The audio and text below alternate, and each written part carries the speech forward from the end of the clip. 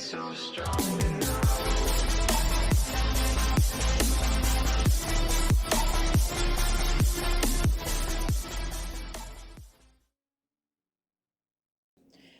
Hi everyone, today my alarm went off on my phone saying that I needed to take out my seeds that I harvested from my front yard apple tree, which I'm not quite sure what it is.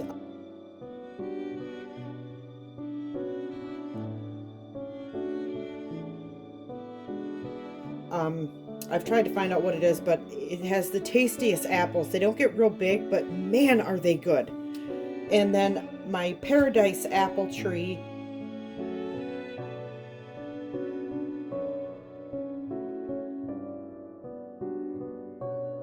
in the back of my yard, which is quite a large tree. It's big, and I had found out that it's on the endangered species list now, and so I'm trying to grow some seeds from that, so some trees from it, and then maybe gift them to people to plant, because I'd really hate to see that tree become extinct, because it's a really good tree. And then I have an American plum tree down here on my corner that's been there forever, for many years. So I took some seeds from those plums, and I'm going to try to grow some plum trees from that. Stratification, if you're not familiar with it, is basically what you're doing is you are tricking the seeds into thinking that it's wintertime when it's really not. And so when you leave them in the cold, like in the refrigerator, for 6 to 8 weeks, they think that it's wintertime, so they go dormant. But then when you bring them out and you plant them, then they think, oh, it's time to wake up and it's time to grow. So today what I'm going to do is, and I've checked on these periodically, just to make sure that there wasn't any mold growing on them, and that they were still, pretty healthy in there. And I kept them moist but not wet. So we're going to plant these today downstairs. I'll take you with me. We're going to plant them and get them under the grow lights and see if we can't get some trees out of this. Okay, so I am getting ready to make labels for these trees that I'm going to plant, these seeds that I'm going to plant.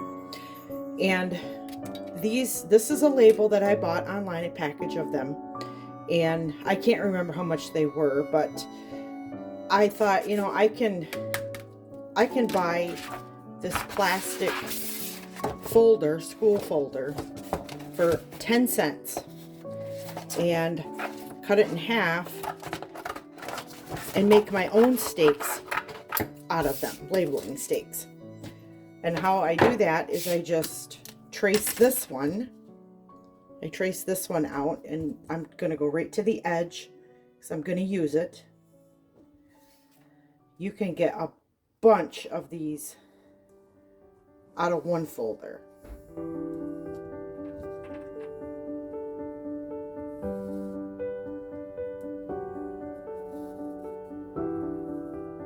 And it saved me, I don't know, a few bucks. You know what?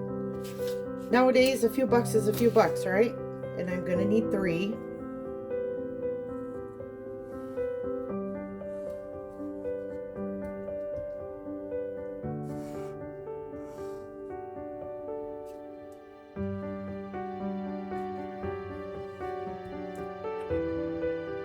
Just need a rough estimate, and then you'll make them pointy at the end so that they will go into the ground, into the dirt pretty easily. I mean, it's not rocket science, but it does save a little bit of money doing it this way. Okay, got 3. And you see how I did this like that?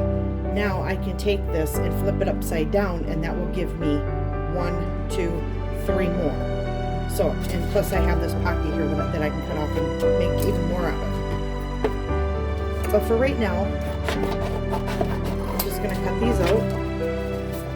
And it's a good sturdy plastic. I mean, it's not too awfully cheap. And it works for what I need to get done, just to remind me of what's growing in my pots.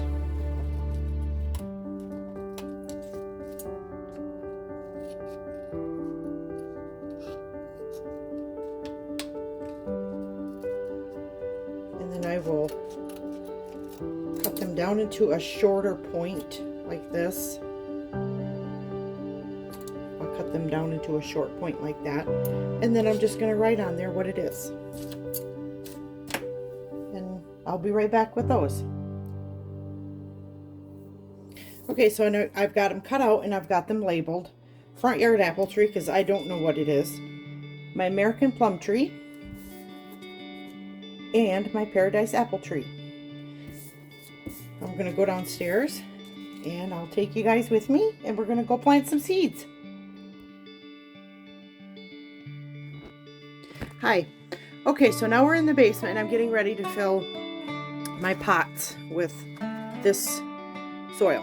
I don't normally wear gloves, but I'm going to be rolling out dough later today and I want to make sure that my hands stay very clean. I decided to go with a little bigger pot rather than the tiny seed starting ones because I don't want to have to transplant them too much and disturb them. So I'm going to let them get established in a bigger pot instead of a tiny pot and then having to transfer them. And these are some of the plants that I bring in during the winter time because they can't handle the cold. This doesn't he doesn't look like he's doing too well, but he is. He's doing absolutely fine. He's doing exactly what he's supposed to. He's dying back. That is a what's that called? Snapdragon. Duh. It's a snapdragon. It's a yellow snapdragon, and it's just dying back the way that it should be. And I have a Gerber daisy in bloom. I know the light is kind of weird down here, but I can't help that because these are my grow lights to keep everything going during the winter time. So I'm gonna go ahead and I'm gonna fill each one of these up. I'm gonna put 2 seeds in each pot.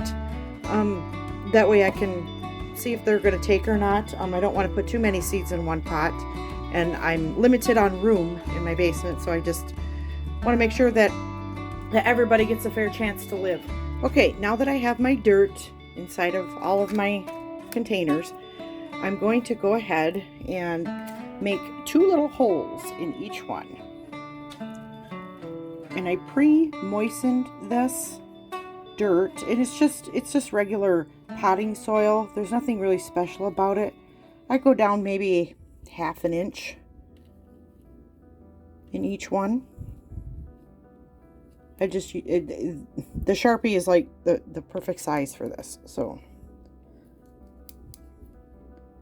and I'm going to go through each one and then I'm going to put a seed in each one. It's just regular potting soil. Nothing fancy. Except for that it's light. It's a light potting soil. It's not garden soil. It's not real heavy. But I'm going to go through and I'm going to go and do all of these. And then we'll be planting some seeds. And then I'll tell you what to do from there. Well, everyone is planted. Each one's got 2 seeds in it. And once the soil starts to dry out a little bit, you want to just take a spray bottle and just kind of mist the dirt. That way it stays moist but not sopping. I mean, you don't want to drown the poor things. So you just want to keep the soil moist and not wet. So, and the other important thing is that I've shut mine off, but if you're going to grow things on the inside, you need a fan. You need a nice, good, strong fan. Because outside, these are getting blown around by the wind and it simulates that, and plus it just helps to keep them healthy because there's air movement and it stops mold and mildew and things like that from setting in. So all right, now it's the waiting game. We'll see. If you guys were with me when I planted the blue flag iris, I planted them a few weeks back, probably a good, I don't know, I can't remember when I posted that video. But I'm not having any luck with them. They're not coming up. which, it happens. It's okay. Of course I'm kind of bummed out about it, but I may have let them dry out too much or something. I don't know. I have no idea. So, but that doesn't mean I'm going to give up. I'll try again next year and see if I can't get them to grow next year. However, about 8 weeks ago, I stratified my front yard apple trees, an American plum tree, and my paradise apple tree. And what that means is you basically trick the seed into thinking that it's wintertime before it is. And then you take it out and you plant it, and then it thinks it's time to wake up and grow. So even though my blue flag irises have not done anything for me, look what I have. Aren't they just adorable? Now this front yard apple tree, I am not quite sure what type of apple tree that is. I can't, when I put it on my app, it says that it's a paradise apple, but I know that it's not. So what happened was years ago, I had bought a flowering crabapple tree, and it got a disease, and we ended up having to cut it down. And then this grew back, and I thought it was just the crabapple that was growing back, but it's not. And I've learned a lot about apple trees since then, and this is actually the root stock of what that would have been, the mother tree.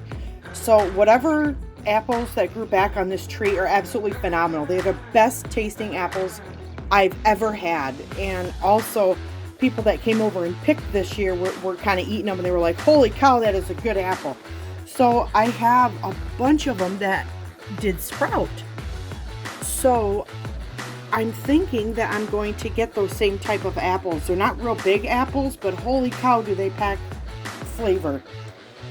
Now, when it comes to the paradise apple, which I know that's what it is in the back of my yard, it's a very large tree. I may not get the paradise apple that's back there. It will probably go back to its root stock, which is its mom plant, the mother plant. And I don't know what that will be, but I'm excited to find out. I mean, these guys have got a ways to go yet, but I'm really excited that I got these to grow, and they're happy. It's so strong enough.